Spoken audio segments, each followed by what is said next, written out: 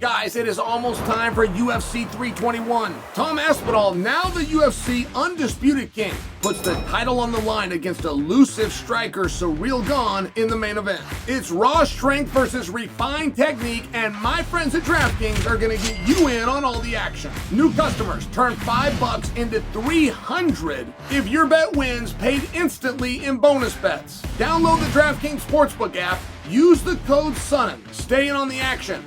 Use your bonus bets on DraftKings same-game parlays for a shot at an even bigger payout. Love the thrill of live betting? Bet live on star player props and in-progress games right as they happen. If sports betting is not yet available in your state, don't worry. You can still join in on all the fun with DraftKings Daily Fantasy Sports and have the shot to win cash prizes. Download the DraftKings Sportsbook app now. New customers, use my promo code SONNEN. Bet just $5 and get $300 in bonus bets instantly if your bet wins. That's promo code SONNEN only at DraftKings Sportsbook.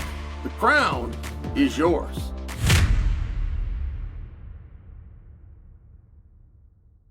Jandiroba versus Dern got some real criticism from Dean Thomas and Coach Dean Thomas. And he just said, man, this is the most insignificant title fight in UFC history. Now, I think that you guys all love Dean Thomas, but on the outside chance that you're not familiar with Coach Thomas, he knows what he's looking at.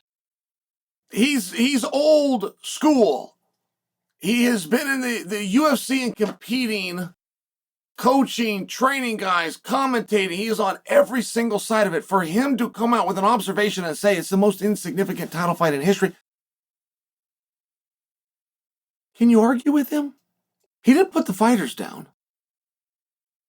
He didn't insult Jandiroba or Dern, saying it's the most insignificant title fight in history. Can you tell him he's wrong? And to tell him he's wrong is no problem. You just got to tell him a title fight that had less significance. Can you? Now, I do hope that I'm saying Jandiroba correctly. And if I'm not, if I'm screwing up, it's not my attempt to be condescending. Jandiroba is a hard one to say, but it kind of does prove the point a little bit, right? I'm not fully confident that I'm saying it right, but I'm trying to, and you're not sure if I'm saying it right because you don't know her name. You see the problem? Now, whose fault is that? This is not a new phenomenon. This is one that I have observed many times and sat back and just been stunned. Now, the Bullet holds a record, and the record is nobody has had more title fights in our sports history, not just UFC history, the sport, in co-main events.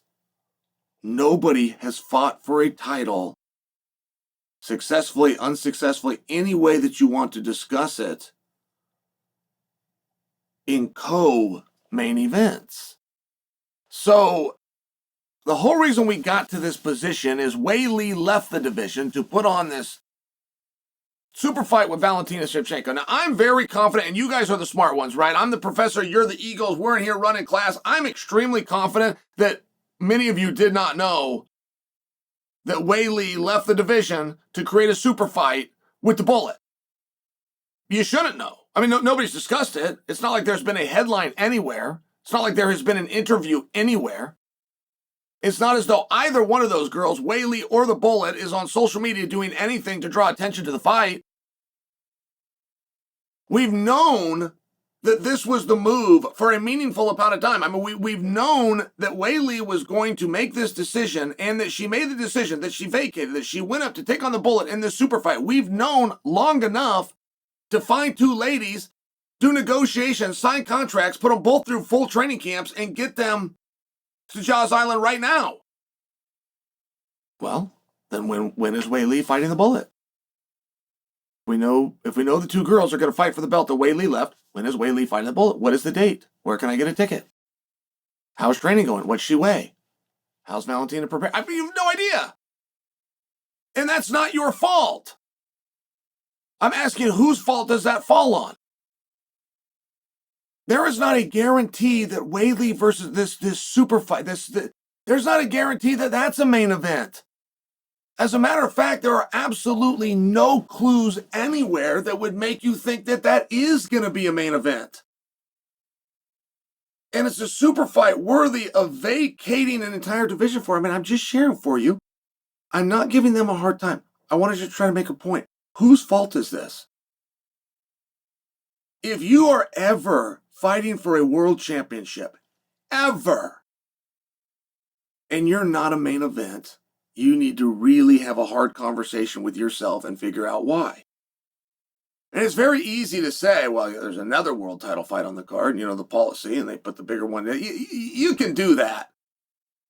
But if you're fighting for a world title, there are not very many times during the year that we get 2 title fights on one card. I believe there's only one time in UFC history where we had 3 on one card, and that was UFC 100. It's not very common. So why do some cards get 2 title fights? You should ask yourself that. I know the answer is glaringly obvious. You guys don't need to write in the comment section.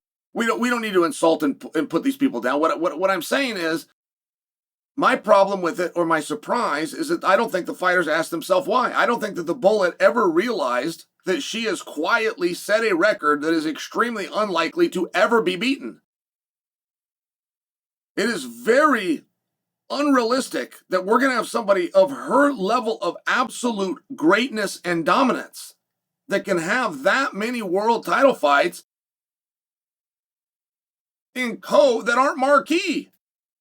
So what did Dern and or Jandiroba do right, not do right? The winner of Dern and Jandiroba, one of them is going to be in a title fight the next time they fight as well. There is nothing that we have seen. If I was to ask you the $1 million question of the day, the $1 million trick question that I'm certain you will not have a bullish answer on, who does the winner of Jandiroba and Dern fight? What's next for them? I don't even think you could throw me 3 possibility names. I don't think that you know the division at all, and I'm not looking to be a jerk to it. I'm asking you, whose fault is that? If you're fighting for a world championship in a co-main event spot, you need to have a very hard conversation with yourself. Why? You then need to look and put a strategy together and do everything you can to make sure that you never fight for a world title fight again.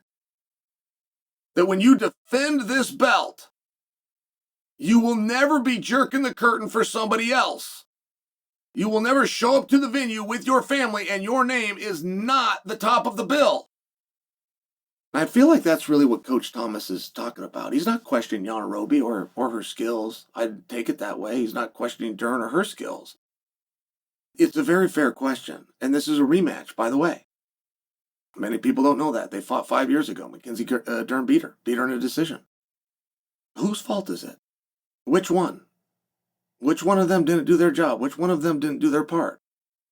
If you're fighting for world titles and you're doing them in co-main event spots, your job is not done. Your skills are there. You mastered one part of this. Did a great job. Should feel very good about yourself. But you should also ask yourself the question, why am I not the main event?